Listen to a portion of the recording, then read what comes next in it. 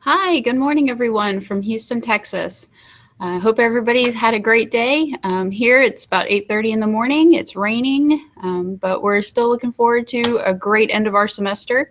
We have final exams going on right now, and students are studying and working really hard. It's about 8:30 in the morning. It's Sorry about raining, that. but we're still looking forward to a great end of our feedback. semester. We have final exams going on right now.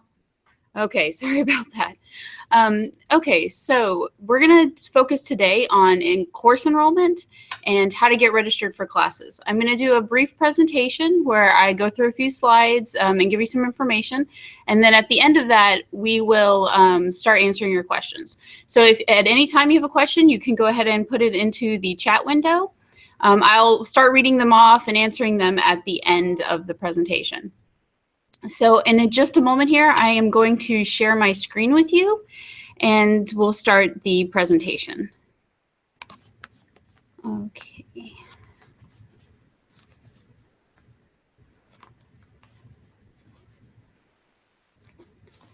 All right. So hopefully this is working for everyone and you can see the first slide. So my name, for those of you who don't know, is Dr. Brandy Yale. I am the Director of Graduate Admissions for the College of Engineering. That means I assist with the admissions process for all of our departments.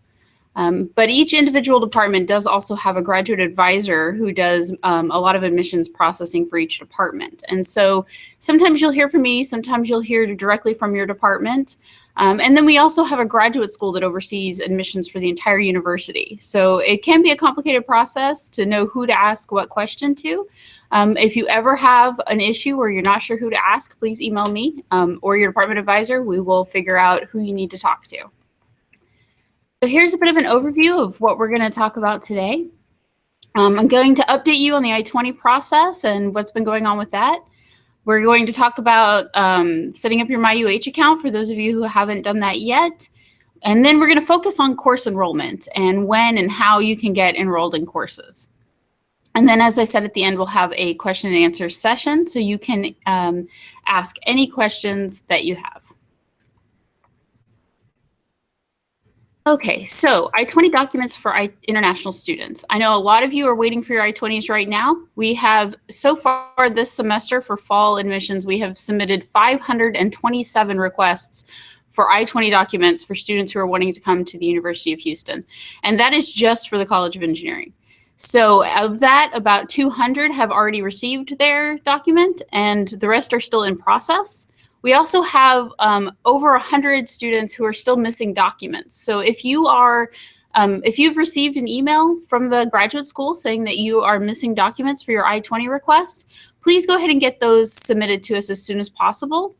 And then once you have submitted them, please send us an email. You can email me, you can email the graduate school, you can reply to the email they sent you, or email the email address at the bottom of this page, gradschool@uh.edu, and let them know that your documents are there. That'll speed up the processing because they won't have to go back and check. And they don't check every day. You know, it may be a week or two before they've checked your application again for those documents. So please let us know that they're there and we'll speed up the processing. The documents that you need for most students is a copy of your passport, a letter of financial backing, and then supporting documents, or usually bank statements, sometimes a loan letter. And so if you're requesting an I-20, you have to show that you have financial means to support yourself for a year at this school. And so the letter of financial backing will help you figure out how much that amount is.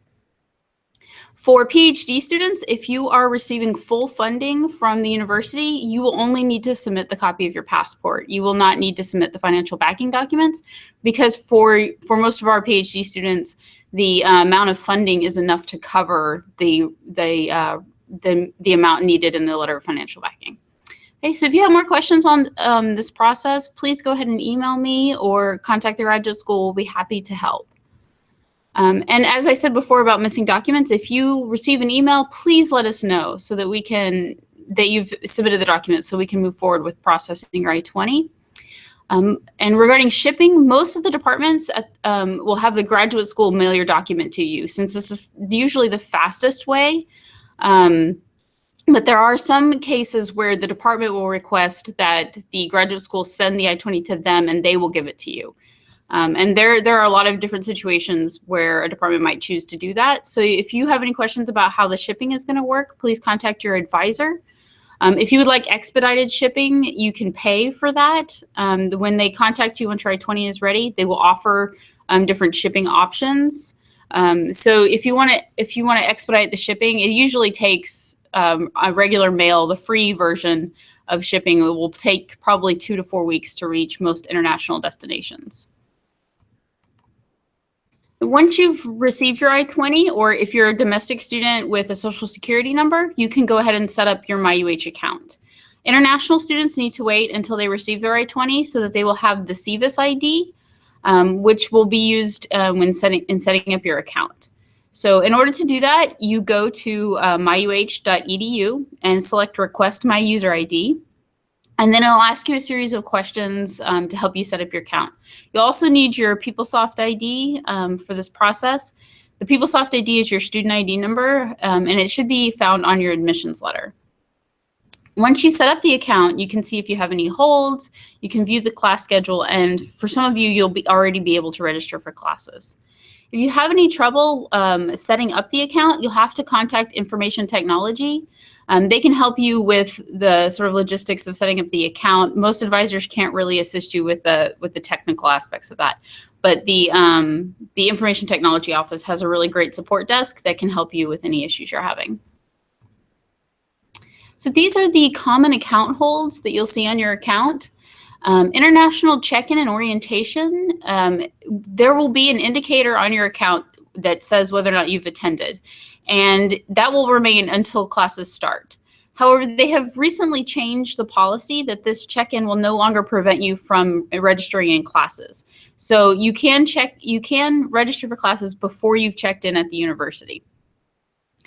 I have come across a few situations where students have had an older check-in hold on their account. Perhaps you applied for a previous semester and then deferred your admission or something like that. If you have a situation like that, please let me know and we'll work with International Student Services on getting that hold removed from your account, or switch to the newer hold that doesn't block enrollment.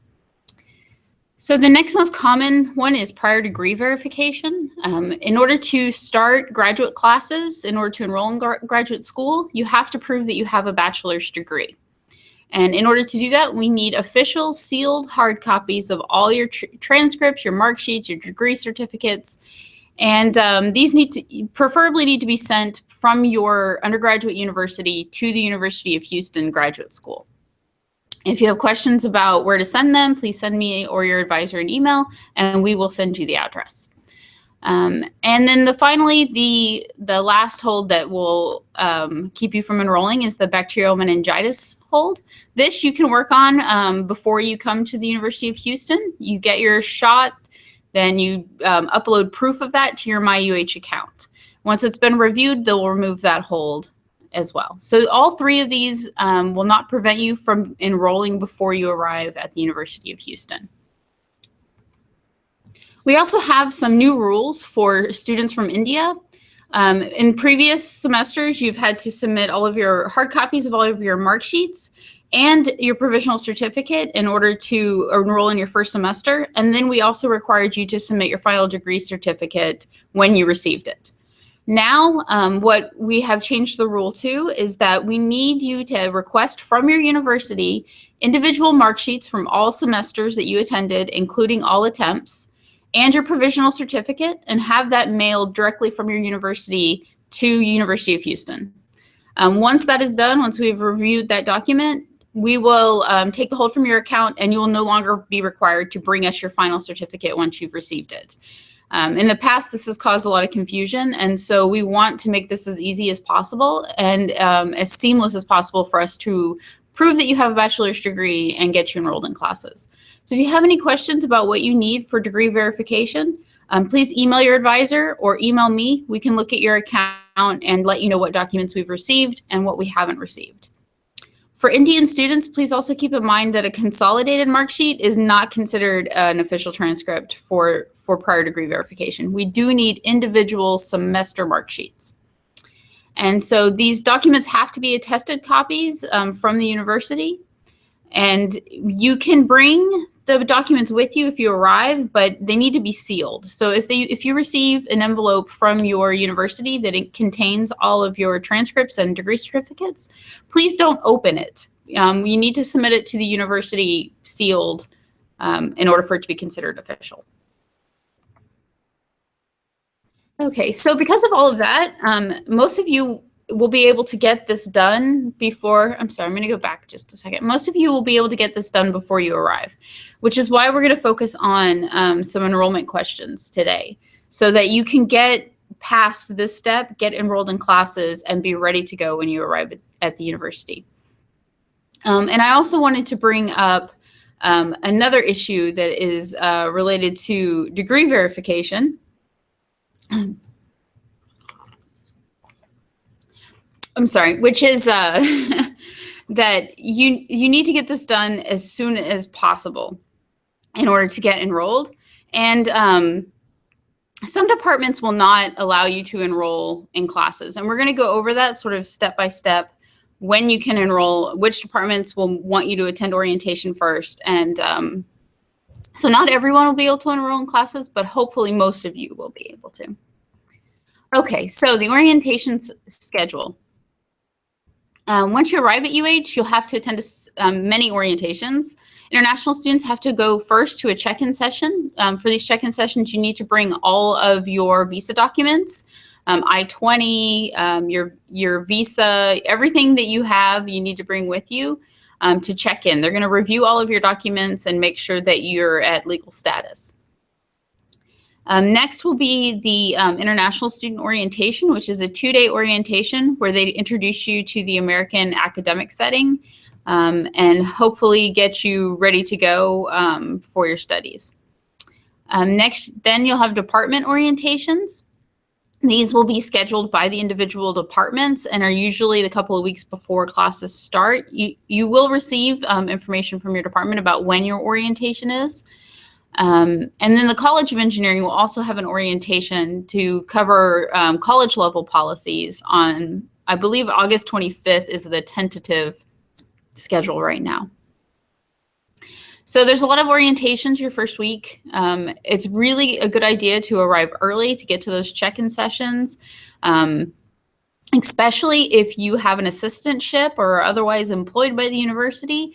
If you have funding coming in, it's best to be here as early as possible, to get enrolled as early as possible so that we can start working through all of the processing steps to get you your funding, to get you employed by the university, and to make sure you get your first paycheck on time.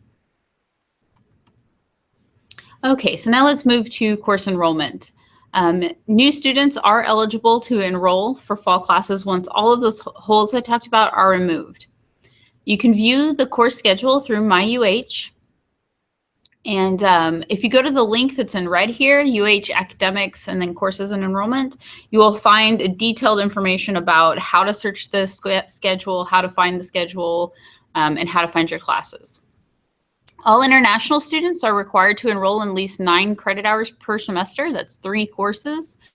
And domestic students need to register for at least 3 credit hours every semester in order to stay a current active student. The last day that you can enroll in classes is August 28th. And you need to contact your department advisor if you have any questions that are specific to course enrollment. Unfortunately, I can't help you with that because each individual department has their own rules regarding course enrollment. So you will need to contact your advisor if you have any questions. So classes start on August 21st. That first week of classes, a lot of students will be switching classes and moving around. If you get to the point where you are enrolling in classes and there are some courses that are closed, please keep in mind that students will still be adding and dropping all the way through the first week of classes. So keep checking whether you can get into that class or not.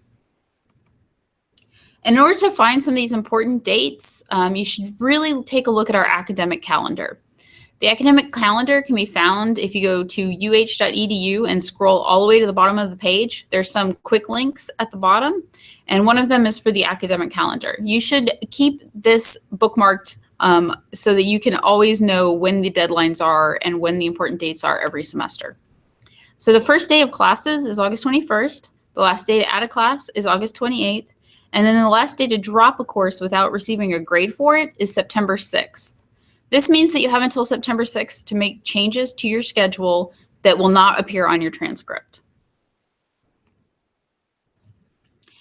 And this is a slide from the last webinar. I just wanted to reiterate that there are a lot of different ways that you can plan out how many courses you're taking and when you take them, and that your enrollment is going to be based on what your goals are. So if your goal is to get here and to take all your classes and to get out of here quickly, the accelerated pace is the best for you. If you have a scholarship, you will be required to take 12 credit hours per semester. And so you will already be on the accelerated pace. Once you finish those first 2 semesters, you'll have 6 credit hours left. You will get to decide whether you want to take those in the summer of 2018. And if you do that, you will receive your scholarship for that summer as well. And that will give you a tuition waiver through then. And you'll finish your entire degree within 1 year at the in-state tuition rate. So if money is important to you, or if finishing quickly is important to you, that is the plan to follow. If you are more focused on making sure you do an internship while you're here, you may want to follow one of the other 2 tracks. International students cannot work in internships until they've completed a full academic year. So students beginning this fall will be eligible for internships in summer of 2018.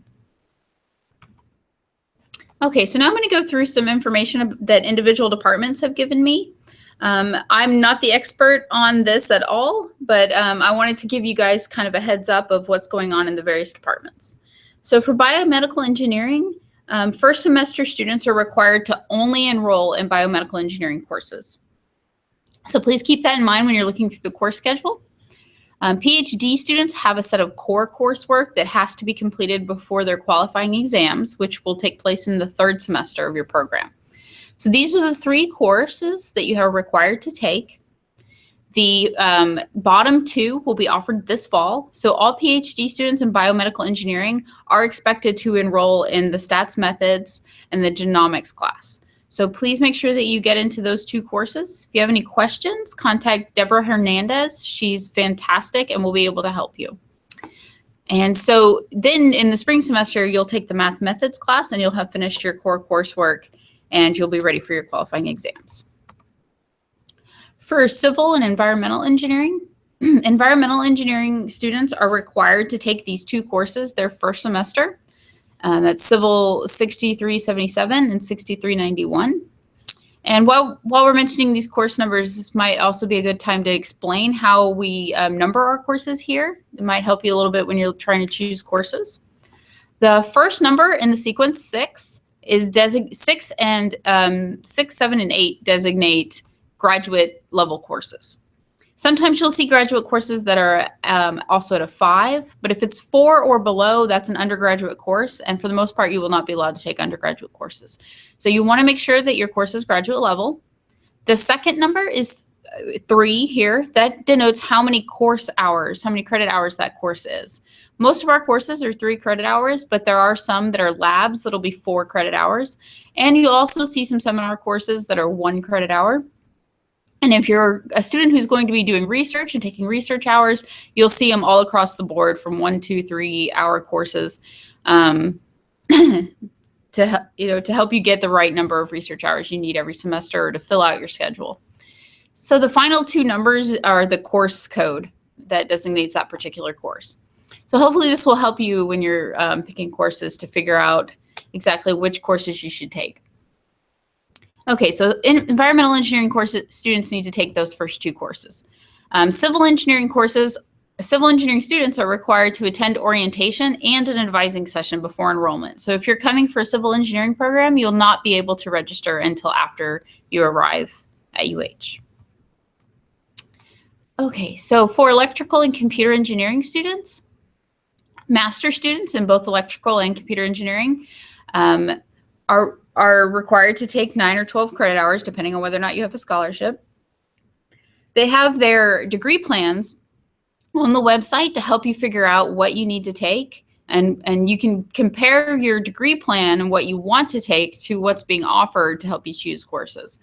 The CSE program has mandatory courses. There's a list of those courses in the program requirements document on the ECE website. There's 7 courses and you're required to take 4 of those. So they recommend that you start taking those from your first semester. Take at least one of them, if possible 2, so that you will be on track to finish in time. PhD students should check with their faculty advisor regarding the number of courses they should take their first semester. Some faculty want you to finish your coursework quickly and early so that you can focus just on research, while other professors will want you to start research right away and kind of slowly do your classes over time. So all PhD students in electrical engineering are required to take the 1-hour seminar course. I believe it's ECE 6111. And then you will choose either 3 or 6 hours of coursework. That's 1 or 2 classes. And then you'll fill in the rest of your schedule with research hours. So if you have any questions about that, Nafisa Lin is the new advisor for electrical engineering, and she will be able to help you with determining how many classes you should take.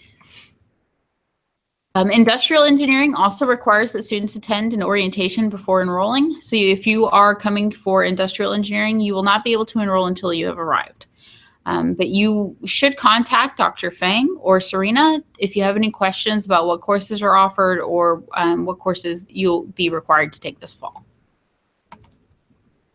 Okay, so petroleum engineering would like me to remind you that if you were assigned leveling courses, 2 of those courses need to be taken in the fall, at least. You will know if you are assigned leveling courses by reading your admissions letter. They will be listed in that letter. Not all students, of course, are required to take leveling courses, but just please be aware that if you were assigned leveling, you need to finish at least 2 of those courses this fall.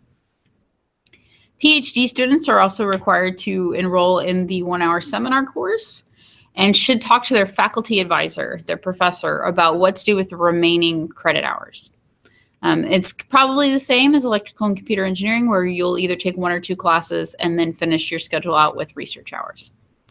If you have any questions about enrolling in petroleum engineering courses, contact Anne and Trina, and they will be happy to help you. For all other programs that I didn't mention, you should contact your advisor to find out what their requirements are. Most of these programs will let you enroll over the summer, but they didn't give me any specific tips for you guys, so you'll have to contact them directly to find out what you need to enroll in. At this point, I want to give you guys some tips on how to contact your advisor. Email is always best. Most of these advisors are in meetings with students all day and rarely are able to answer their phone. So we highly suggest that you send an email. That will also give both you and the advisor written record of your communications with each other so that you'll know exactly what she says and you can go back to it later if you have questions about it. Also, when you email your advisor, please make sure that you include your full name and your PeopleSoft ID on every email and try to be as clear as possible about what your question is or what issue you're having, because that will help them assist you more quickly. Okay, and so we're getting to the end of the presentation. I'm going to start reading your questions here in a minute. I just want to remind everybody that we are on all types of social media. We hope that you will like and follow us on various pages. The UH Engineering Cougars Facebook group has been very active. I'm very glad to see that. Lots of people talking to each other and asking questions and sharing information, and that's fantastic. The university also has a lot of newsletters that you can sign up for. If you have any questions about that, please send me an email and I'll direct you to the page where you can sign up for newsletters. Okay, so now I'm going to start going through the questions and we'll see how many we can answer. We have about an hour left that I can answer questions.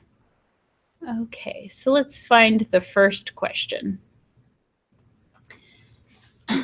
I received the in-state tuition fee waiver scholarship for mechanical engineering. What is the exact fees to be paid by me and how much I'd be saving compared to an international student for the entire program? Okay, so our tuition and fees are charged per semester. And so for the entire program, it's going to depend on whether you finish on that quicker track and you get the in-state tuition for the entire program, or if you save those 6 hours for the next fall, because you want to do an internship or something during the summer. If you choose to go that path, you'll be paying the non-resident rate for the last 6 hours. So if you look at the previous webinar that we did, I believe there's a slide that shows the different amounts for how much the program costs.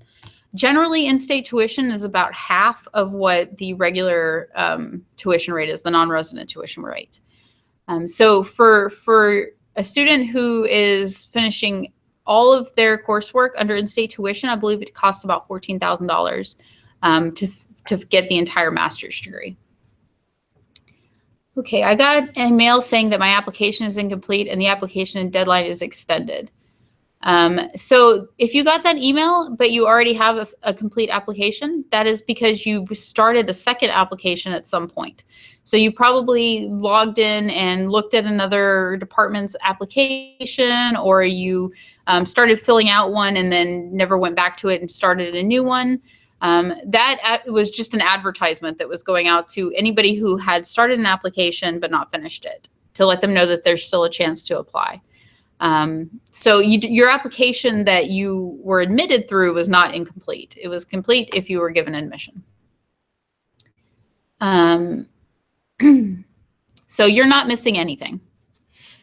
I hope that answers your question. Okay. I have submitted my financial documents on April 14th, and there's still been no information regarding my I-20. Could you tell me when it might arrive? Please send me an email, and I'll look and see what stage it's at in the process. If you submitted your financial documents, but you didn't reply to that email or you didn't let me know, then they're probably still waiting to be reviewed. So send me an email and I will try to get them to expedite processing your I-20. Okay, what is the difference between MEE and MSEE? Okay, MEE is the Masters of Electrical Engineering, and that was our previous non-thesis program. We have since discontinued that program, and all students who applied for that program or currently in that program are being moved to MSEE non-thesis. So really there is no difference between the two programs. The degree plans are the same, the requirements are the same. Although the previous MEE program did require 36 credit hours, and the new MSEE program only requires 30. And so we're moving everybody to the MSEE track just to simplify. All of our students will be MSEE students, and then you get to choose whether you want to do a thesis or non-thesis, and you don't have to go through this whole paperwork process of changing your degree. Okay, I'm currently a student at UT, and I start my transfer from the 5th. Okay, I'm arriving on the 8th. I'm trying to find the rest of your question, and then we'll go back to previous one. I just want to know if my I-20 would be sent to my permanent address in Algeria. No, most likely what will happen is that you will receive your I-20 when you're leaving the US. Okay, please send me an email. I'm going to check with International Student Services to make sure I give you a correct answer to this question. If you were staying in the US, you would just pick your I-20 up here. But we can make sure that we get it to you in whatever way you want to receive it. So just send me an email and I'll check and see what the plan is for it right now. But if you want it to be sent to your permanent address, we can do that, or we can send it to another address if that's what's needed. Okay, so I'm going to go back up for degree verification. If it states that I got my degree from a U.S. university, do I still need to submit a separate degree certificate? So that's going to depend on your university's transcript. Usually U.S. universities will report that the degree was finished. And that's very important for degree verification. So if you're a current student who is finishing your degree, please wait until you have received the degree before you send us the transcripts, because we need to see all of your grades. And if your transcript from the US says on it that you received the degree, then you don't have to send us your diploma as well. And that'll be determined by our transcript office, who will review the document. But I would suggest that if you graduated from a U.S. university, just send us the final official transcript from the university. And if we need anything else, we'll let you know. Okay, so our next question. Oh, hi, Gabriel. I know you. I received a GTF PhD electrical engineering. The admission letter specifies an amount per semester for fall and spring. Is the amount for the first year or the duration of the program? So the GTF is the Graduate Tuition Fellowship. This is how we pay PhD students tuition, and that amount does change as the tuition rates change. So it will always be the exact amount of 9 credit hours of resident tuition rates. So if those rates change, your amount of GTF will change. It's designed to cover your tuition and fees every semester, and that's it. So hopefully it will not be too confusing. Usually most of our advisors put an estimate in the letter, and that's because it could change. It could vary by $14 one semester, $10 the next semester. And so it will cover your tuition, so there's nothing to worry about there. Okay, I am going to scroll down to the next question. When will we be able to get access to our UH email account? So once you have set up your MyUH account, you should be able to get access to your email account. If you're having issues, send me an email. The way the UH email account works is that it's really just like an alias that will point to a email address that you have already given us. So all of your UH email will be sent to your UH email address, but you'll receive it through your, whatever personal email you use. So you could receive it through Gmail or another account. But just send me your email or send me an email and I'll look up what your email address is. It's usually some variation of your name at UH.edu. So let me look that up for you. Okay, I won't be in Houston until August 16th. Can I do the check-in on August 16th? If you're going to arrive late past all of the check-in deadlines, you'll have to contact the International Student Services Office and arrange for a late check-in. They usually can accommodate that for you. So you can send me an email, send someone from the International Student Services an email, and we should be able to work that out. Just in case the U.S. Embassy in my country rejects my F1 visa application, is it possible to defer my admission under that situation? Yes, we can defer your admission. Most of our programs will allow you to defer only one semester. So we can defer your admission from the fall semester to the spring semester to give you more time to reapply for the visa. Okay, I was told the MS in computer science program decisions will arrive by the end of April, but it still had not arrived. When will the decision arrive? If there are any remaining applications that haven't gotten decisions, most likely there is something missing on the application. For computer science, I can't really help you because it's in a different college and I don't know their admissions process. So you would need to email their admissions advisor to find out. Is there any other means of, just lost it.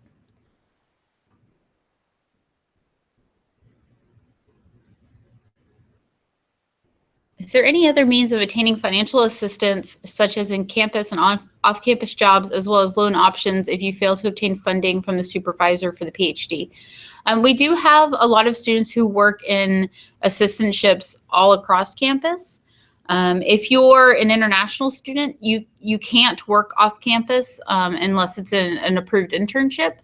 But if you are looking for jobs on campus, once you've set up your MyUH account, you'll be able to, actually, once you've enrolled in courses, you'll have access to our Cougar Pathway icon on your MyUH account, which will show you all of the job postings for across the university. A lot of our students work in many different departments across campus. And so it just depends on what your skills are, what your resume looks like, but there are definitely positions across campus, including lots of TA positions in technology or in other departments. So your best bet there is really to talk to other students about where they're working. As they graduate, those jobs become available, and hopefully they can point you to some good options. Okay. Those who have a scholarship and in-state tuition need to take 12 credit hours per semester. Yes, our college requires all students who are receiving the scholarship funding or who are receiving an assistantship across campus. This is just for master students, have to take 12 credit hours. If you're a PhD student with an assistantship, you're still only required to take 9 credit hours. But if you are a master's student who is receiving the in-state tuition fee, you have to take 12 credit hours. If you did not get a scholarship and you get a position somewhere on campus that has an in-state tuition fee, waiver included in it, then you will also need to take 12 credit hours for the semester that you're working.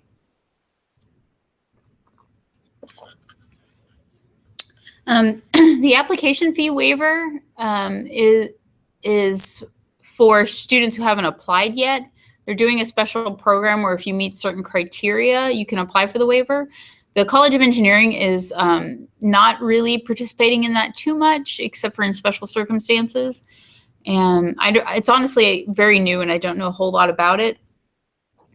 But that's a graduate school policy that they're trying to figure out if we can do application fee waivers in the future. So it's just kind of a test run. If I graduated from U.S. schools and already sent my official transcripts, do I need to provide the diplomas? Most likely you will not. If you want me to check on that for you, I can. Just send me an email and I'll look up your account to see if there's anything listed as missing from your transcripts. Okay. I'm trying to focus my studies in a specific major, but unfortunately none of the department teachers have answered me. How can I know where to focus my studies in electrical engineering?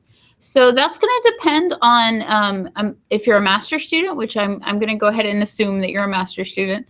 So the master's program in electrical engineering has 4 tracks, and you can find these on their excuse me, on their website, and you will choose one of those specific tracks. And then there's also a chart on, I think it's the degree requirements page of their website, that tells you where all of their classes fall into each of those different majors.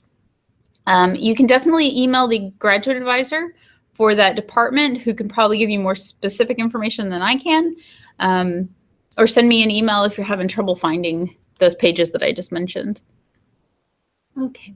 Do we need to make a bank account as soon as we land in the U.S.? How do we pay fees as an international student?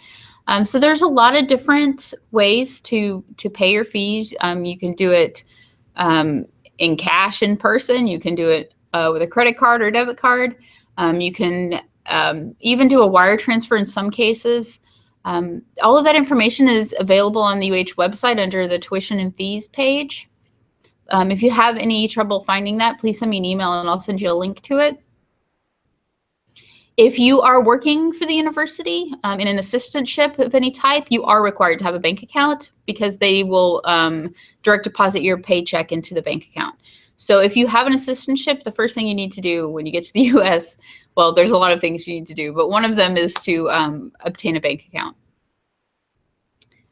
Okay, I've been trying to reach Cecily Smith since a month. I have sent her a mail and have also been trying her on her mobile, but she has not answered back. How do I reach her? I believe email is the best way to reach her. Send me an email and I will make sure she replies to your email. Let's see. Can we set up my UH without social security number and CVIS ID? No, I don't think they will let you do that. You can try contacting the information technology and see if there's another way. But as far as I know, you have to have one of those ID numbers to set up your account. Can we submit our mark sheets and degree when we reach UH? And is it necessary that the mark sheets and degree be sealed, as my university has given one set of documents and they don't seal it? If your documents are attested, it's possible that they will accept open, not sealed documents. I'm really not sure. It's going to be up to the transcript evaluators to determine whether your documents are official. I know that there have been some cases in the past where students have turned in, they only received one copy and that was all they had, so they had to turn that in. If you want to send me an email, I can ask the graduate school to review your scanned documents that you've already uploaded to your application, and to let me know if it's possible for you to submit those as open documents. A week before I have uploaded my financial documents, when can I expect my 20? Before the hard copy, will you send me the soft copy? So legally, we're not allowed to send you a soft copy in email. It's a legal immigration document, and so therefore they have rules against us emailing those to you. So we won't be able to do that, but we can expedite the document to you if you want to pay a little extra for shipping. And like I was saying before, if you uploaded the documents but you didn't let us know, you can email me or the graduate school and let us know that the documents are there so that we can look at them more quickly. Otherwise, it might be a couple of weeks before the documents are reviewed, and then another couple of weeks before the I-20 is mailed. So we want to try to get these to you guys as soon as possible. So please let me know if you've uploaded the documents, and I will email them and ask them to look at them. I am a Master of Science in Civil Engineering admitted student. I see none of the civil engineering students got scholarships. Is there any chance of getting one after department orientation? So the scholarships are determined by the department and what funding they have for giving scholarships. I don't know how many students in civil engineering got scholarships, whether it was none or only a few. But generally, most of our departments only give scholarships during the admissions process. We do have some other sources of scholarships through International Student Services. They have a list of scholarships that international students qualify for. So you may want to look at their website and see if you can find other sources of scholarships. How can I get a fee waiver, TARA? I'm an international student admitted for master's in CS. So the TARA positions, and then we also have another position called IA, which stands for instructional assistant. All three of those positions will give you the tuition fee waiver for the non-resident portion of your tuition, which means that you'll be charged in-state tuition rates. Usually those positions are posted through Cougar Pathway. If you're, you say master's in CS, I'm guessing that's the computer systems engineering program. A lot of those students find positions all across campus doing usually, I guess, software and web work. But there are positions all across campus. You can also find lab instructor positions that are TAIA positions.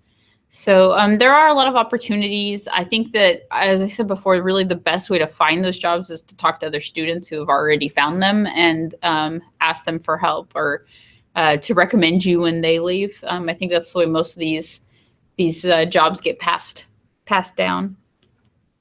Okay.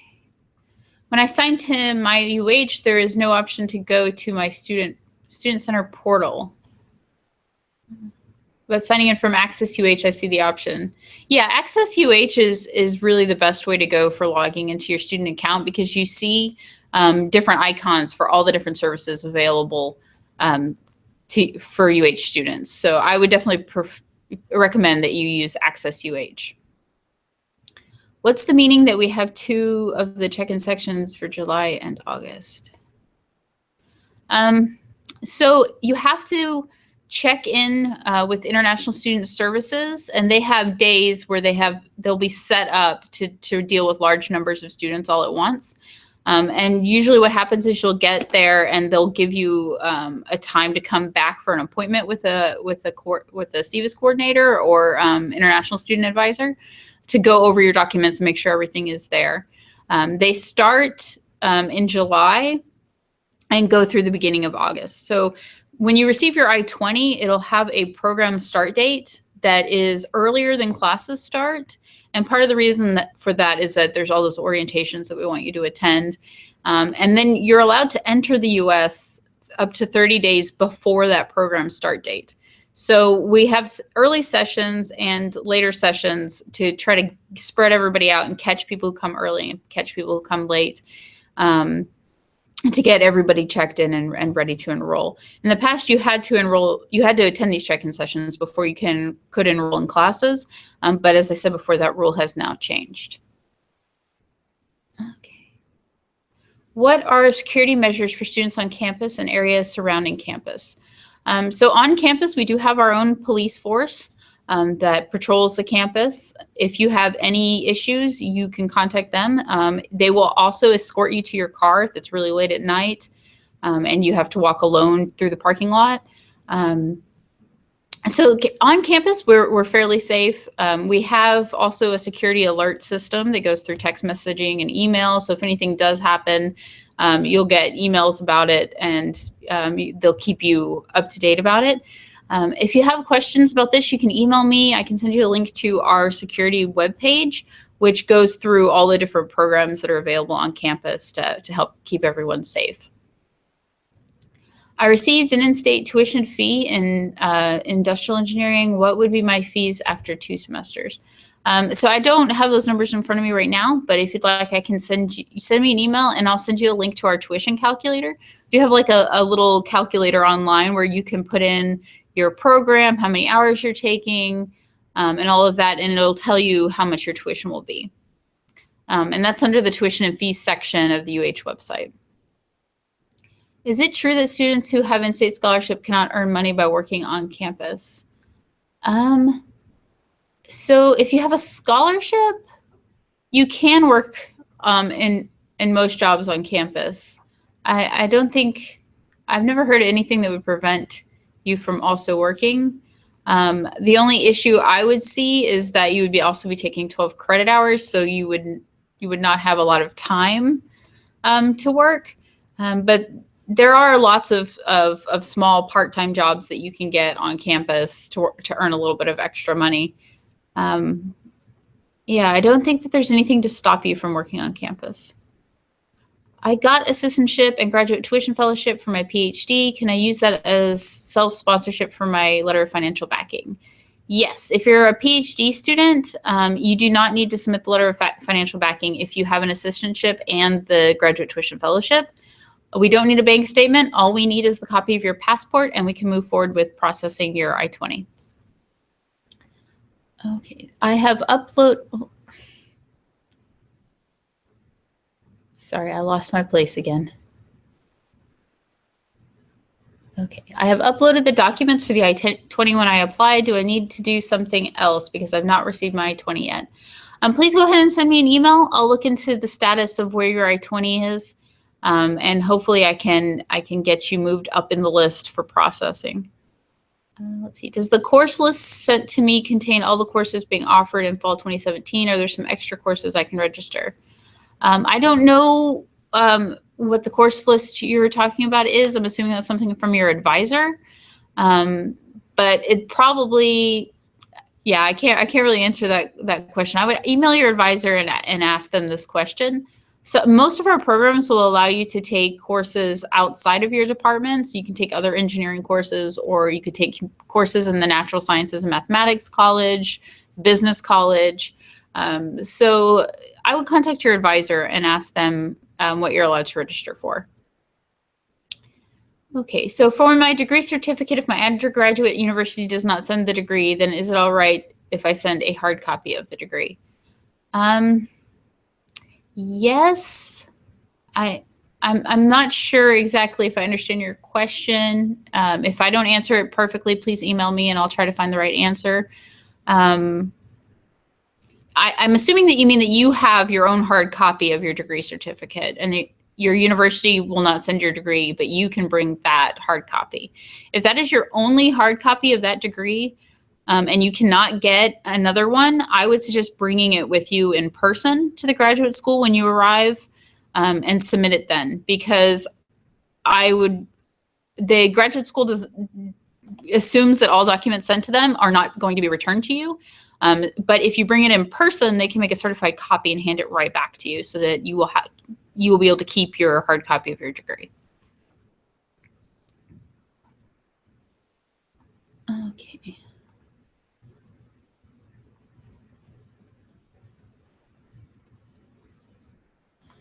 Does Master's in Subsea Engineering have any scholarship option? I have not received any mail regarding a scholarship, nor an I-20. Was the deadline before which I apply for scholarship. So all of our programs can do scholarship information, or consider you for the scholarship during the admissions process. So if you didn't receive a scholarship in your admissions letter or soon after, then most likely that program cannot offer you a scholarship this semester. If you would like me to look up your I-20 status, please send me an email and I will do that. let's see, can I pay each term separately or should I pay the whole year at once? So we do our tuition per semester, per term. So each semester you will register for classes and then you will receive a bill and a due date for that bill. Usually the bill is due right before classes start. Although we do have many payment plan options and payment deferment options and things like that you can review on our website. I have already submitted my financial documents. Do I still need to resend it for I-20 processing? No, we should already have it. If you'd like me to check your status, please send me an email. I just received my green card. Who do I notify my new student status? Okay, so we can do this multiple ways. You can contact International Student Services. Probably the best thing to do would be to fill out the residency questionnaire through the registrar's office. If you email me, I'll send you a link to that, and they will re-review your residency status and make a new determination of whether you pay in-state or out-of-state tuition. And that'll be based on your green card, also where you've lived for the last 12 months. So yeah, just go ahead and send me an email and I'll send you the residency questionnaire. The registrar's office will be the one that has to make the determination and change in your account. Can subsidy certificate students apply for a job? I do not know whether or not, I'm assuming certificate students can work on campus, but I don't know for sure. Contact Jenna. She will be able to help you with that question. There was no hold on my account, although I haven't sent my transcripts yet, only uploaded. Is there a problem? Send me an email, look at your account and see what we have. Yeah, that's strange. There should at least be a prior degree verification hold on your account. Somebody's asking about setting up the myuh.edu account. We went over that a little bit earlier. You need a social security number or a CVIS ID. You go to my.uh.edu and click on request user ID, and that'll take you through all of the steps to set up your account. Are the courses as given in the graduate catalog provided for dynamics and control major? I think that's going to be a question you have to ask the graduate advisor for your department. The graduate catalog generally contains all of the graduate level courses that we're allowed to teach for each department. So those courses won't be taught every semester. Some of them are taught every semester if they're very popular. Some of them are taught once a year, so every fall or every spring. Some might be more smaller classes that are only taught once every other year. Some of them could be courses that are on their way to retirement as we add new courses to the catalog. So talk to your advisor about specific courses that you're wanting to take, and they should be able to let you know if those courses are active or what semester they're usually taught. I am not able to find out where to register my classes in my UH account, and I'm also not able to find the various holes in the account. Where will I find them? So for registering for classes, if you can't find your, try Access UH first. I feel like that interface is a lot easier to navigate. But also you can go to the course enrollment page that I mentioned before. There's a link directly to the class schedule through there. That might help you. The holds are a little bit more difficult to find on your account. There's a little red circle with a line through it, the no symbol, and that means that you have a negative hold on your account, something that will likely stop you from enrolling. And I can look that up for you too if you want to send me an email, and we can discuss what holds you have on your account and how to get them off. Okay, I got an admit for MS Aerospace Engineering thesis option. The thesis is worth 9 credits. Can the thesis credits be divided 3 and 6 between 2 semesters? Yes, so most likely, I believe almost all of our programs for the thesis, you will have 3 hours of research and 6 hours of thesis. And those 6 hours of thesis will be divided into 2 courses. So really it'll be 3 and 3 and 3. And you should talk to your advisor about how students in that program usually divide those hours up. I believe in most of our programs, it's usually you take the first set of thesis hours when you write your proposal. And then you will take 3 hours of research while you're doing your research. And then you will take the final 3 hours of thesis when you defend your thesis and write your document. So that's usually the way those are divided up. You can also take research and thesis at the same time. The only thing you cannot do is take both thesis sections at the same time. So you can't propose your thesis research and defend it in the same semester. Those have to be separated by 2 semesters. Okay. Is it acceptable if I submit official score reports and official transcripts after I get I-20? No, I don't think so.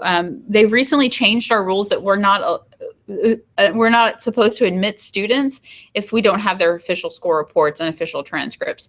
You definitely will not be able to enroll in classes until those are reported. If you want, you can send me an email and I'll look at your specific account and your specific case and talk to the graduate school about whether or not they'll issue an I-20. It may be that they will. Otherwise, how do I take 12 credit hours in the second semester because I need a total of 20 credits to graduate? Right, so let's see. Okay, hopefully I already answered your question. Most of our thesis students would take 4 courses their first semester. The second semester, they would take 1 course, let's see, 4, 5, 2 courses, and then research and thesis, something like that. I would talk to your advisor about how it's normally planned out in your program. It's definitely doable, though. You can make sure that you handle that. So you could take 12 credit hours of coursework the first semester. The second semester, you're taking courses and you start work on you do your proposal and start work on your research. And then in the summer, you could technically graduate, and finish your thesis and research in the summer. Another option, which is probably more likely because research does take some time, is that you will spread that out over the summer and fall in order to finish in the fall. So if you get to your final semester and you have less than 30 or you have less than 9 credit hours, we can do a reduced course load plan for you in the semester that you graduate so that you can take fewer course hours. So you could take 3 or 6 credit hours in your final semester. Okay, I am under F1 visa and I have a social security number because I'm working currently at UT. Can I use to create a MyUH account? Yes, I think that you can. Give it a try. If it doesn't work, let me know or contact Information Technology. But yes, if you have a social security number, that should work to get your MyUH account going. Okay. Is it true that all the holds on your account will only be removed after check-in? If this is the case, we can only enroll in classes after we reach UH. So they've recently changed that rule. The international student check-in hold should not prevent you from enrolling in classes. There are a few cases where students have applied to a previous semester and deferred to this semester where they'll have the old hold on their account. So please let me know if you have any trouble enrolling after you've removed all the other holds. And we'll make sure that International Student Services fixes that on your account so that you'll be able to enroll.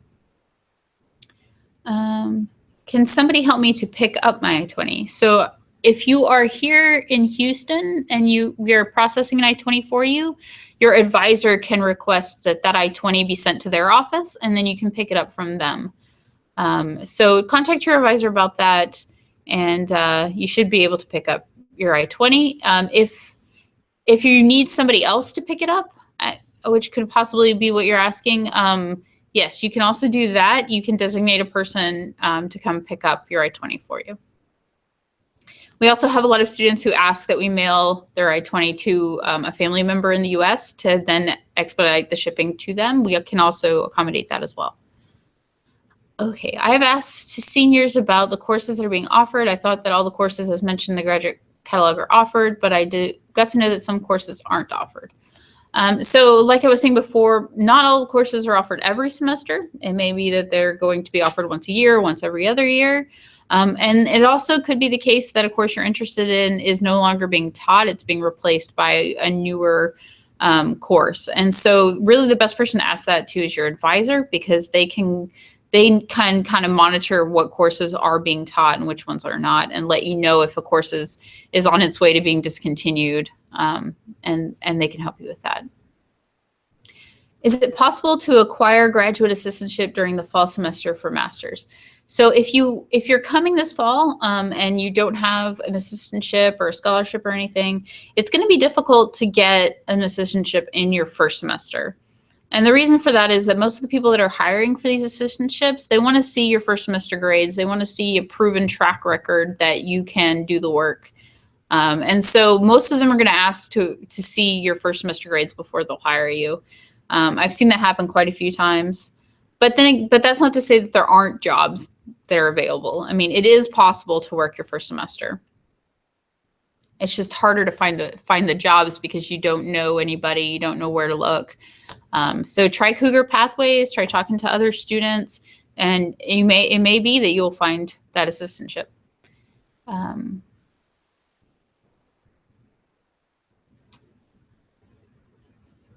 Courses are not offered as there were less number of students opting for those subjects. So what if I want to enroll subjects? So I think that you mean that there weren't enough students for the course to be created. I'm not really sure. Talk to your advisor if there's a class that you want to get into that you're not able to. It may also be possible that if there's a topic that you're interested in and the courses aren't being taught anymore, usually when that happens, it's because a faculty member retired or, whoever taught that class got interested in a new topic and wants to teach the newer cutting edge research topic or something. So you may want to talk to your advisor and see if your program has a special projects or independent study type course where you can study that with a professor without having to have a full course. So you can do like a project or a paper or something with a professor and then get course credit for that. Not all programs allow that, but it may be an option if there's a particular topic that you're interested in.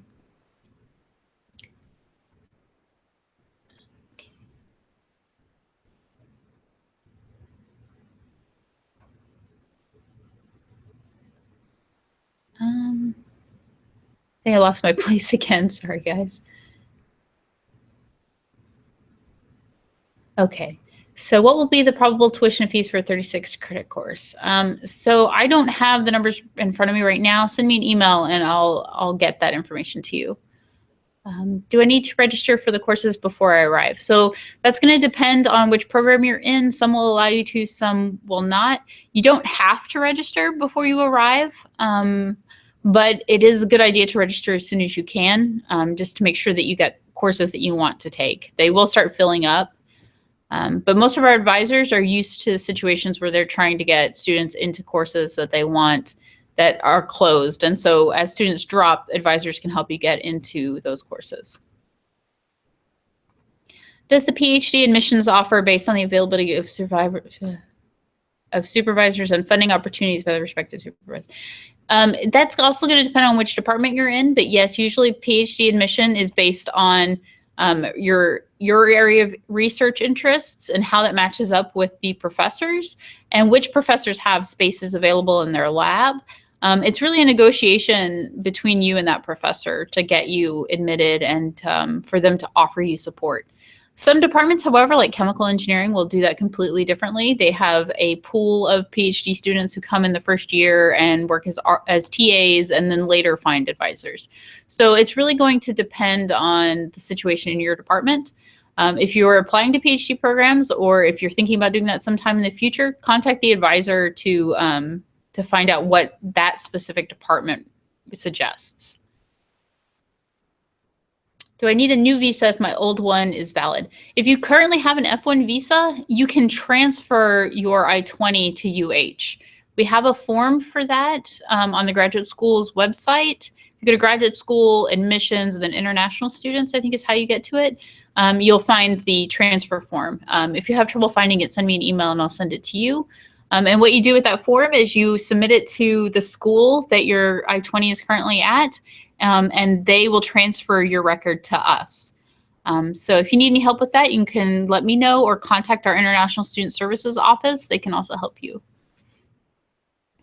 Okay, how much time will it take to process the documents for the I-20?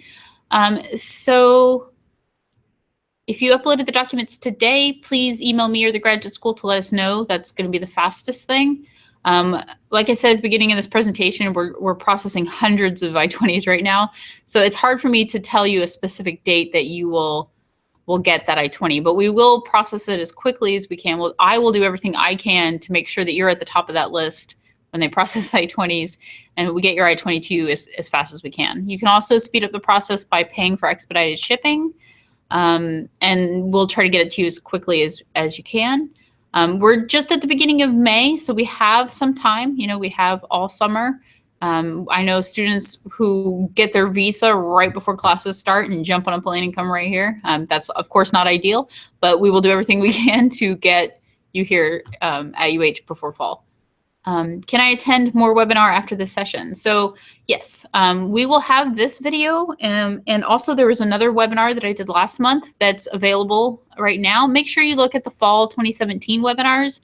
There are a couple of old ones from last year that may have out-of-date information. So make sure you look at the fall 2017 ones. This video will be available after the end of the presentation. And then also we will do one at the beginning of every month through the summer. So I will do another one the first week of June, first week of July, and then probably the first week of August if there's still a lot of questions. And so this one we focused on enrollment. I'll probably have a different topic for the next one. And then we'll just kind of keep answering as many questions as possible to make sure you guys are prepared when you get here. Does UH offer financial support if students want to gain certifications? I don't think that we have right now any financial support for the certificate programs, but you should email the advisor for that program and get specific information because it will be different based on each program. Okay. I submitted the residency questionnaire, received it in a mail saying that I am a resident for in-state tuition for fall. However, I'm still showing as international my UH account. How can I clarify that? Please send me an email or contact the registrar's office. They're really the ones that can control that information in your student account. I can try to help, but really all I'll do is contact the registrar's office. So if you want to do that directly, you can, or let me know if you need some assistance. I want to live on campus, but I got no idea about the residential information. Where can I get this information? So for a while now, I've been working on a housing document to give you some information. If you want to live on campus, we do have a resident hall website that will show you where all of the residences are on campus. If you send me an email, I can send you my draft of my housing document. It's not complete and it's just a Word document, but it does have some information on it. And also, if you go to the UH Facebook group, the Engineering Cougars Facebook group, which I'll send another link out to everybody for. If you go to that and ask your question, you may find some other students who can give you ideas of where to stay. But I have a document that has information for international students on where to find housing both on campus and off campus, including some links to some off-campus resources that are in Chinese. And then also for the Indian students, our Graduate Indian Student Association is very active in helping students find housing for when they get here. So those are some really good resources. If you send me an email, I'll send you the draft of that document. Yes, somebody can pick up your I-20 for you. That is fine. Will I receive the formal offer letter by mail? So we no longer mail out the offer letters. They're all sent through the application system. You can still log into your application and print out that letter. Will the RATA verification form be mailed to me at the same time? So that'll be based on different departments, whether or not they want you to fill out some sort of verification or anything. So you should contact your advisor about that. Where can I find advisor information on my UH? I do not see anything in the advising section. For graduate students, the advising section doesn't really work well. It's difficult to actually get your advisor to show up there. If you are looking for a staff advisor, graduate advisor to help you with enrollment or with choosing courses or anything like that, You can email me, or you can go to the college's website to find the list of advisors. Each department's website has an advisor listed. If you're looking for faculty advisors, they're usually listed in the faculty section of the department's website, and it'll say Director of Graduate Programs, Director of Graduate Studies, or something like that, Program Director. And that's how you know that person is in charge of the graduate program for that department, and they can help advise you or help you find a faculty advisor. Can I set my UH account with my current information on my current visa? I'm not sure if you can or not. So if you try and it doesn't work, maybe that you need to transfer your visa first. I'm really not sure if the CVIS ID is the same. I assume that it would be, but I don't know. I got an in-state scholarship. Am I still eligible for on-campus jobs? Yes, you should be eligible for jobs. As I said before, it's going to be tough because you're going to be taking 4 classes. That's already a lot of work. But there are jobs available on campus that you can do part-time. I mean, you're only allowed to work 20 hours a week as a full-time student.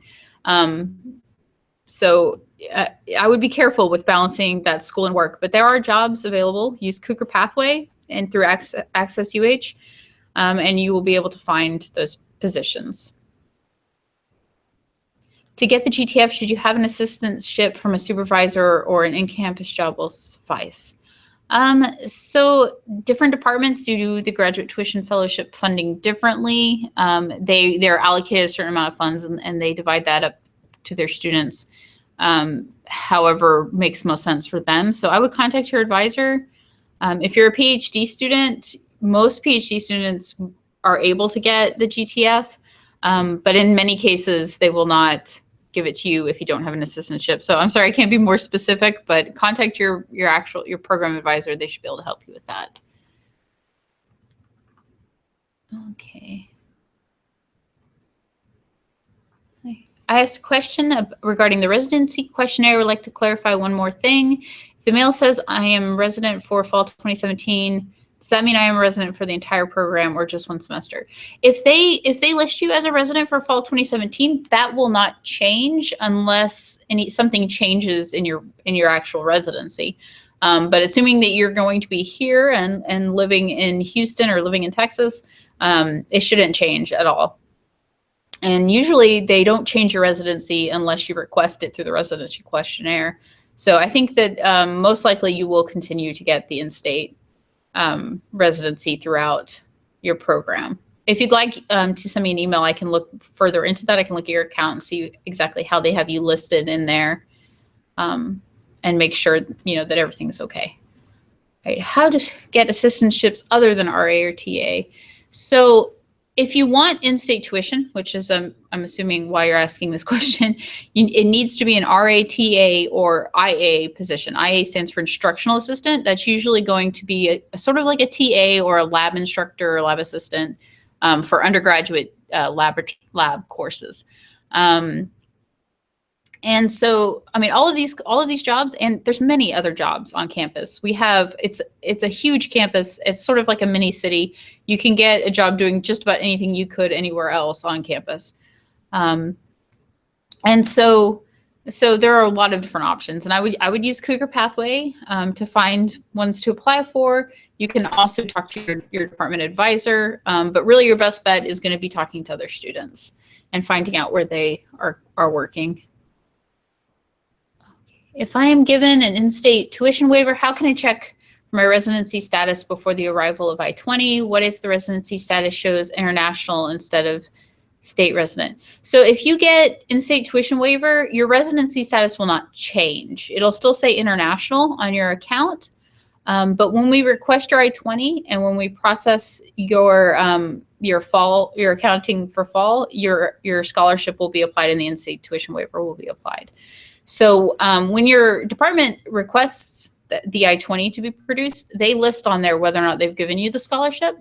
If you see a mistake on your I-20 or on any of your documents, let us know, and we'll make sure it gets fixed. But for sure, your residency status will stay international, but you will be charged state resident tuition. When I tried to create my UHID, I got this. The process was unable to find a user ID for the information provided. So you'll have to contact,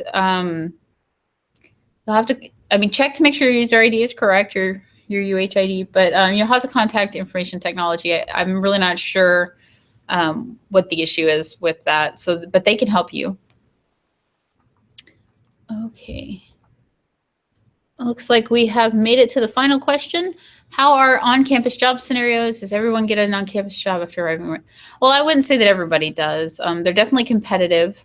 It depends on what kind of job that you want. I mean, if you just want a regular job that will give you a little bit of extra spending money, you can definitely find that job. If you're looking for an assistantship that gives you a tuition waiver, that's going to be a lot harder. Those jobs are a lot more competitive, and there are a lot fewer of them.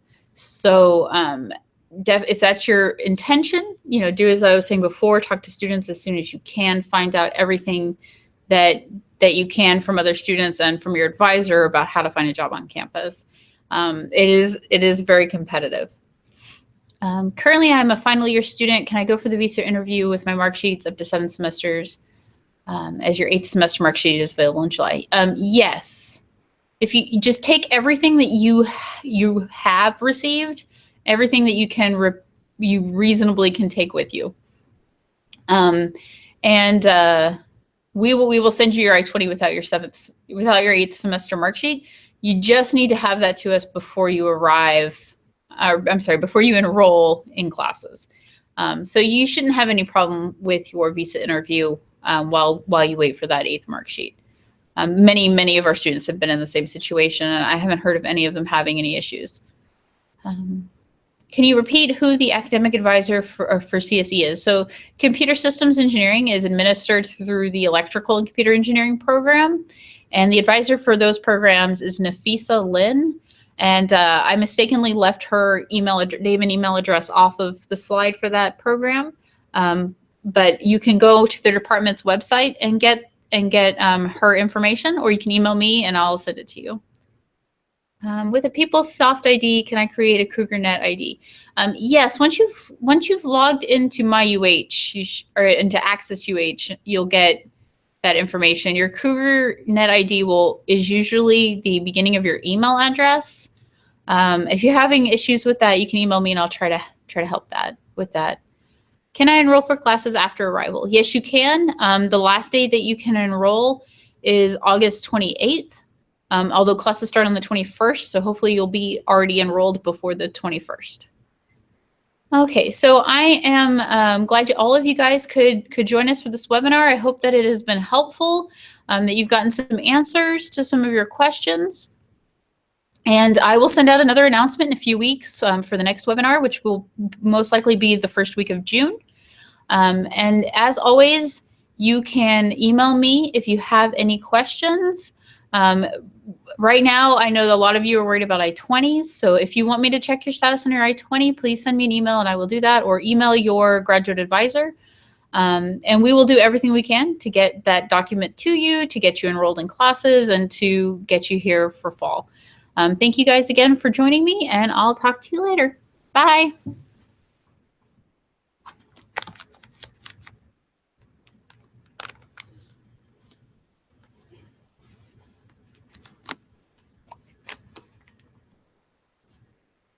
Thanks, everyone.